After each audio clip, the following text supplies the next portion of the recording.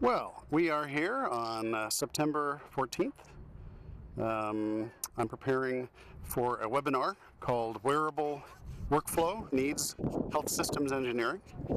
And why am I walking around in front of the Capitol Dome here in Washington, D.C.? Well, I was working on my webinar, and my physical fitness activity tracker, which is the Jawbone system, told me that I was falling behind and I was not on track to hitting my target of 10,000 steps. So I thought I'd come down here and pace around. Last year I gave a presentation at the Healthcare Systems Process Improvement Conference on Google Glass. That's one of them that I own. And I'm back here to prepare for a webinar that's a teaser draft preview for a keynote, and the title of that is Wearable Workflow Needs Health Systems Engineering. So I may upload this. Sometimes I upload my rough cut drafts so folks who missed the webinar can watch at least that version. Here is my presentation. There's an outline of, I'm going to talk about what is a wearable, what's wearable computing. I'm going to talk about this idea of wearable workflow. I'm sort of Dr. Workflow on Twitter and blog about it a lot. I'm going to talk about opportunities for health systems engineers to help maximize the potential of wearables and how to use wearables to improve work. And then finally, next steps to learn more and prepare for that eventuality. So just a reminder, this is a draft preview. That means not everything in my keynote is in this presentation, and plus I'm going to be working on it between now and then. And so be sure to come to the conference, the Healthcare Systems Process Improvement Conference in Orlando in February 18th to 20th.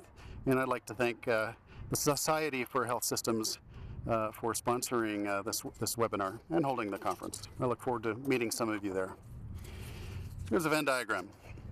Over here we have wearable technology.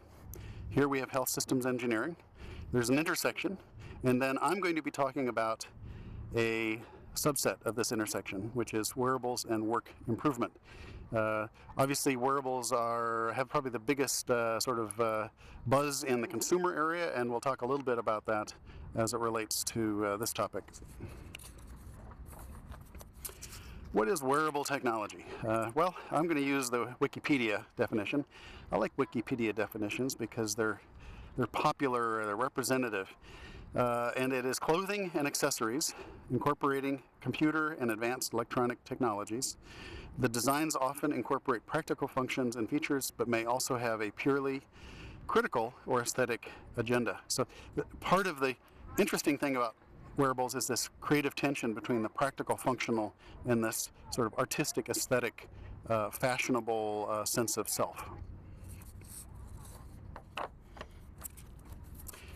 The other part of that Venn diagram, health systems engineering. Well, I have a master's in industrial engineering from the University of Illinois and used it in various ways in the sort of electronic health records and health information technology world for quite a few years. And that department is now called I think it's the School of Systems Engineering. And so I looked up health systems engineering, again in Wikipedia, and I felt reassured because it said health systems engineers are, in essence, industrial engineers by another name. So I've frequently I've designed curricula based on industrial engineering curricula, so I feel comfortable showing you this is sort of a typical outline of an industrial engineering curriculum. And I'm not going to spend time on this wall of words, but I'm going to proceed immediately to those sets of phrases and words that are relevant to wearables, and that is, so we've got human factors, motion and time study, human factors and ergonomics. Just think what the Gilbraiths of sort of early health systems engineering, or Frederick Taylor would have thought if they could have that time stamps coming off of these wearables showing motion and how to analyze that. You've got facilities layout and location, so you think about things on your body, interacting with things, tools in your environment, handedness, for example. You can simulate various kinds of processing of tasks and how wearables can facilitate that. Queuing theory, decision analysis, simulation. Quality management, of course, impact of computers on design, implementation, and management of production systems. And then, of course, there are complicated system design and project management issues as well. I'll note that while last year I gave a presentation about Google Glass and healthcare workflow, the Glass is not the only wearable. In fact, about a month and a half ago, there were two conferences, one on the East Coast, one on the West Coast, on wearable technology, and Glass was just a minority. In fact, those conferences covered such things as smart shoes, smart watches, smart bracelets, smart gloves, smart rings, smart hats, smart helmets, cuffs, glasses, shirts, pants, underwear, headbands, socks, necklaces, jackets, life vests, armbands, contact lenses, hearing aids, and more. Even down to, as I mentioned, smart rings. So these smart rings are connected by Bluetooth to your smartphone, and if a high priority message comes in, it may bzz, or some even have a little LCD screen that shows a symbol. So we're really talking about wearables. We're talking about smart everything that you could possibly wear. And then, of course, you've got implantables, insertables, and so forth, too. Wearables are big. You probably wouldn't be here if you didn't have some sense of that. And this is the classic hype cycle. So we have this technology trigger, which is, improved battery life, miniaturization, Internet of Things, coming together to make new products and services possible. We're up here someplace. I'm not sure if we're still rising or not in peak of expectations. At some point, we're going to be a little disappointed. We're going to try various things that don't work out, and then the things that do work out will become the best practices. And that's just kind of providing some big picture context. There's lots of private investment going into wearables right now. For example, this Jawbone that I'm wearing right here, almost $500 million of private investment has gone into that. And it's funny, when I saw that number, almost 471 million, the first thing I thought of was, I only have to charge this thing every week or two. The second thing is I have a tablet that is capable of Bluetooth low energy, and I just leave it on. And as I walk by, it automatically synchronizes that data, uploads to the cloud, and then it sends me various kinds of reports showing me the percentage of time I'm sleeping, and saying I go to bed 22 minutes later than typical male, and I need to go to bed earlier so I can be more productive, and that kind of stuff. But I just kind of associate that big amount of money with this battery life and convenience. But wearables are currently flawed. Like I said, battery life may not be particularly good on some wearables. A lot of smart watches maybe barely last a day. You've got the form factors. As the screens get smaller, the systems have to be smarter in terms of putting the information and the notification on that screen that is relevant at that moment. And a lot of health information technology systems are not particularly good at that. In fact, I think one of the good effects of wearable technology will be to force the health IT folks to better design what you put into that small screen. Aesthetics, some people think you look kind of dorky. I'm wearing Google Glass right now, and I'm standing here on the National Mall looking at the tourists, and occasionally I've had someone kind of glance over in my direction saying, why is that guy wearing something on his face? They're expensive, so Google Glass right now, of course, is $1,500. That's basically because it's a prototype. It's not. It won't be nearly that expensive when it's released in whatever form it is. Jawbone here cost me about $120, and there's all kinds of workflow issues. And so, to make wearables successful, we're going to need to fix these various workflow issues. So there's an opportunity for the health systems engineers, both in terms of making wearables more usable. And create a better user experience for the patients that are wearing these wearables as part of monitoring or behavioral improvement But also then, of course, the clinical staff and so forth who are wearing these wearables. In fact, we've got some people coming up behind us. You'll hear the chattering of the tourists.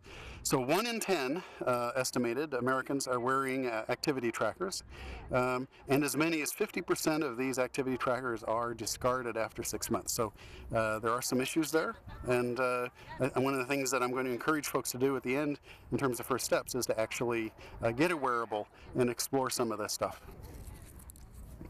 So we see the folks walking by saying hello. So here's a wearable workflow slide.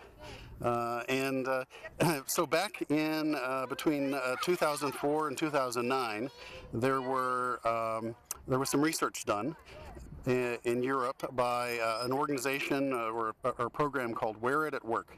So dozens of companies, quite a few countries, spent tens of millions of euros, and they developed prototypes in healthcare and disaster management, manufacturing, and wrote about it. They developed various platforms and theories, and in one of their summary documents, they say that the goal of wearable technology is to eliminate the distinction between information processing supporting a task and the tasks itself. So you think about, you're working on something, then you have to go look something up, or you're called away to coordinate your efforts with someone else as part of this collaborative project. And if you can eliminate that distinction, that's a really kind of profound idea. Because workflow technology, in their view, assures that processes become, I mean, if it's done right, can become more straightforward, the quality increases and the idle time decreases. So you think of going off to look something up, that's the idle time. And by making the information processing supporting the task and the task itself kind of the same, well, guess what? Design of wearable workflow and design of work really becomes the same. And that's kind of one of the main points of this presentation. Here's a phrase that you'll frequently hear in respect to wearable computing: context awareness. And this is a bit from a poem by Kipling. I keep 6 honest serving men. They taught me all I knew. Their names are what and why and when and how and where and who. So that's what context is. So when something happens, it happens in the context of what you're doing, why you're doing it, when you're doing it, how you're doing it, where you're doing it, who's doing it. And that is the information that comes from a variety of sensors and systems. So we've got GPS, iBeacons for location, RFID for who you are, accelerometer for how you're actually doing it.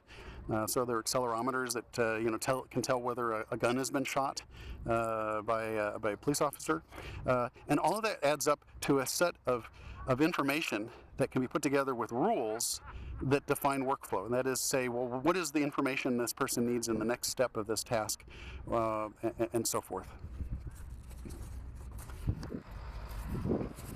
Last month, I went to and presented at the Watch Society's Future of Wearable Technology Healthcare Conference in Indianapolis. This is the ad, you may recognize that for this webinar. And at that conference, there were 20 talks. And in contrast to those 2 wearable conferences in which glass was just the minority, 19 out of these 20 talks at this healthcare conference were about glass. So it just shows you the enthusiasm in healthcare. I think glass has had some hard knocks in the public relations and the consumer space, but there's still just, there are, I believe, hundreds of healthcare pilot studies involving glass going on, a lot of them kind of under the radar, and I think we're going to be hearing about them in the next year. And at this conference, I heard about dozens. By the way, my presentation was about something called a wearable robot, which I'll tell you about at the end of this presentation. I'll have to say that I really got excited about, oh, by the way, Jawbone just buzzed. And that may be a nag that I need to move. I've been still too long. So since I did come out here to get some steps going, I'm going to walk around in a circle here.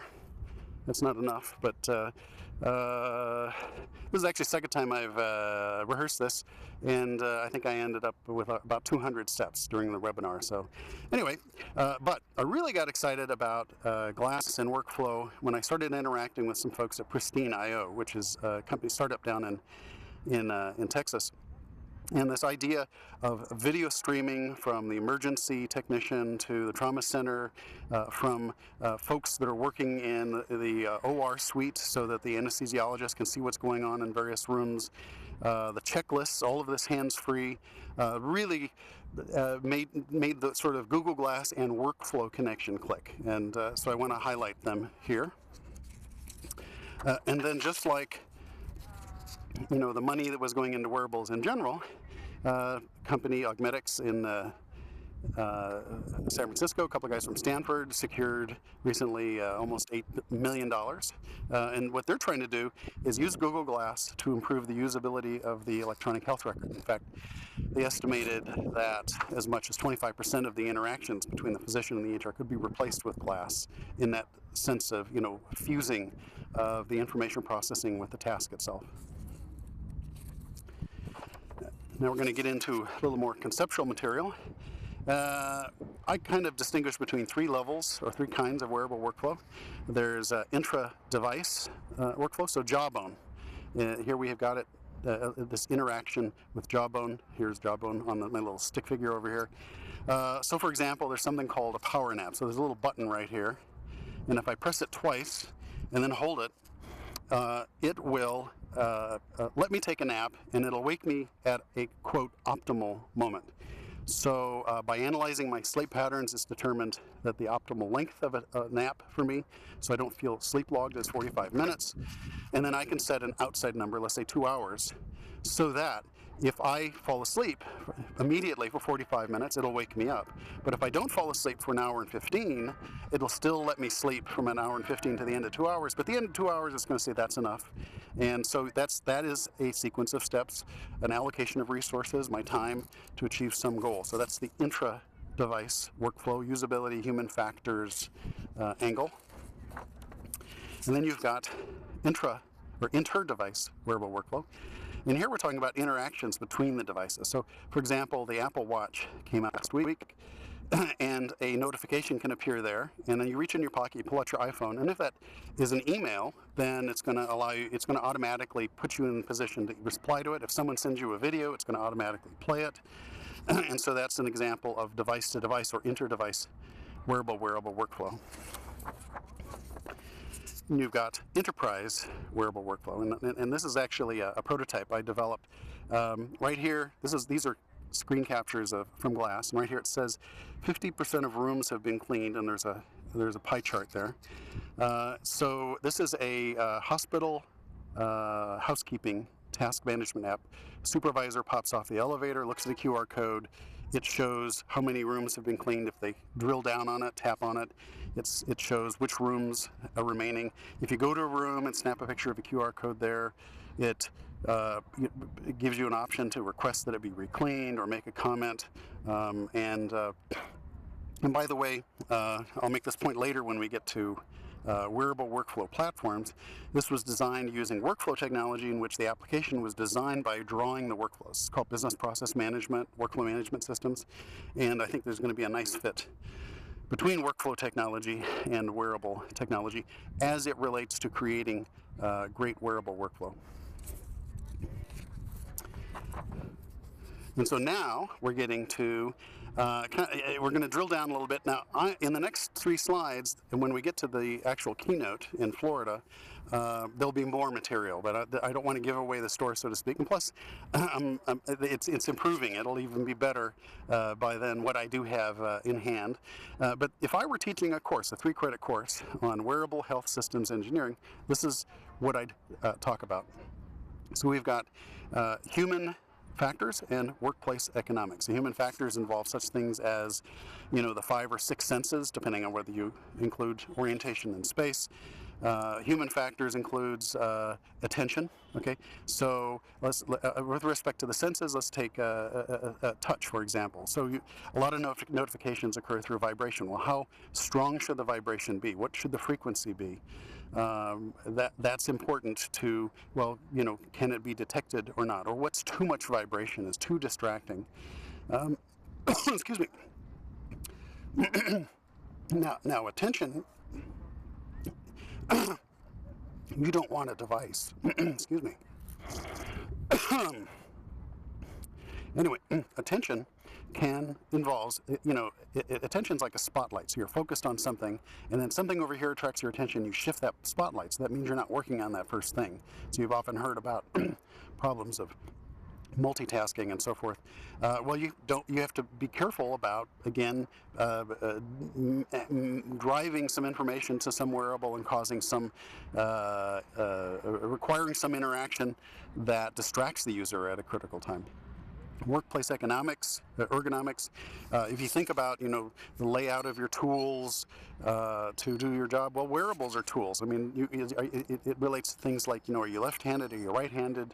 What other tools are there? The relationship between what you're wearing and what those tools are, and so on. So now we're going on to the second major component that I see as a potential great benefit. So we've got patterns of timestamp big data.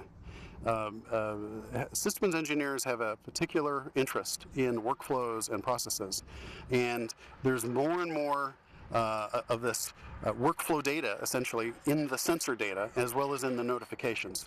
So, and there are I'll talk about this at the keynote. One of the topics is process mining. There are ways of creating evidence-based workflows, actually generating the workflows from the data, much of which will be coming out of the wearables themselves. Just think, as I referred to earlier, Frederick Taylor and Frank and Lillian Galbraith of Cheaper by the Dozen history could actually gather the data, the same data that they're gathering through the old-fashioned time motion study analysis. And number 3, we get down to, okay, now if you understand the limitations of the technology in terms of the hardware and of the senses and of the attention and the sort of physical work design, and you've got this way of capturing information, so you can enter into a virtuous cycle of workflow improvement, of throughput, error rate, bottlenecks, rework, and so forth. Well, now you can start to design or redesign the wearable workflow. And that is going to require, if you're not going to be a programmer, you're going to need various tools. And the tools are going to be associated with platforms, wearable workflow platforms. And we're going to talk about that in the next slide. So a platform, you can think of a platform as a little bit like an operating system. So you get Windows and then you run things on top of it. And wearable workflow platforms are they're components and their infrastructure that allow you to build things. And so there's Apple Health Kit, Google Fit from Android. There's something called Sammy from Samsung. I want to list here the relatively glass-specific platforms, although I know the companies are working on thinking about cross-device platforms. Pristine.io, Augmetics, who I already mentioned, and Wearable Intelligence.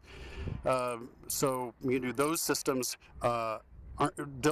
When you implement it someplace where the workflow is different in site A and site B, you don't have to write a lot. You don't have to write code. It's a matter of changing the checklists or changing the workflow definitions.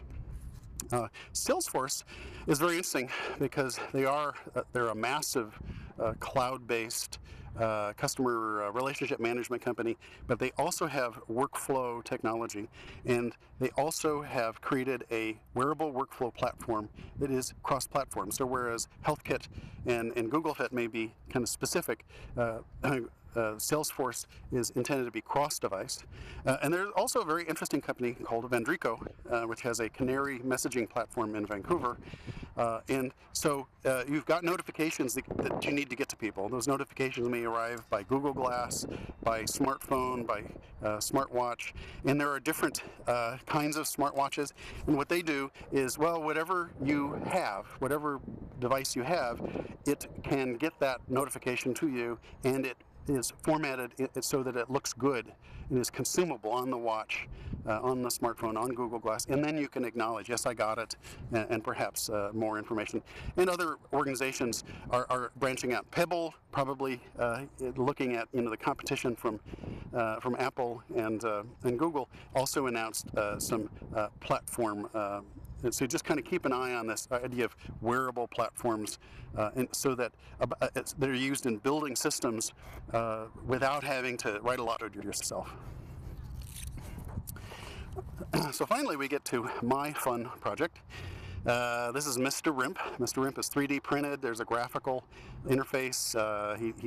There's speech to text to speech, and I control him with Google Glass. And he's essentially what I'd call a patient engagement badge for kids. Patient engagement's big, so just like a pediatrician may have a stuffed teddy bear on their stethoscope, and that's to kind of entertain and distract a child from perhaps arduous circumstances. And I can also communicate from Mr. Rimp to other devices. So I'm intending that I should be able to control him from my Android watch when I get one. And I'm also working on a little pet. So I'm not going to hand Mr. Rimp to a child, but you could handle Smarty the watchdog. And as they're interacting with Smarty, then Mr. Rimp is saying things like, "Oh, be careful! Oh, he likes that." Now that all sounds very frivolous, although the folks the child life specialist folks at World and Children's Hospitals, they like the idea. But he's really a platform to study wearable workflow. Some of these same ideas, kind of a fun platform to do that. And I'll bring him to the conference in February, so you can meet him and interact with him yourself.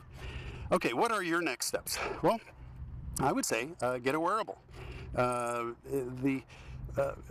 In this case, as in many cases, consumer hardware, the evolution of consumer hardware drives the evolution of enterprise wearable hardware. So the experience of setting up a wearable, interacting with it, integrating it into your personal sort of workflows in a kind of a life hacking sense is going to be very representative of what it's going to be like for a physician or nurse or someone else to use a device.